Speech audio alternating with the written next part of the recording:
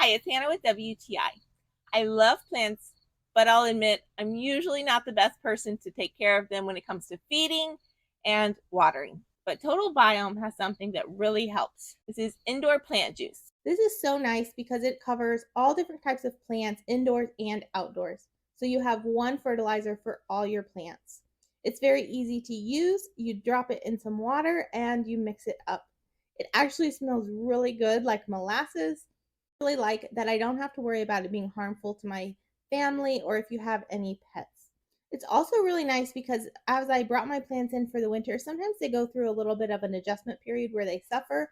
And because I had this, it was very easy to make sure they were getting all the nutrients they need to be healthy even after I brought them in.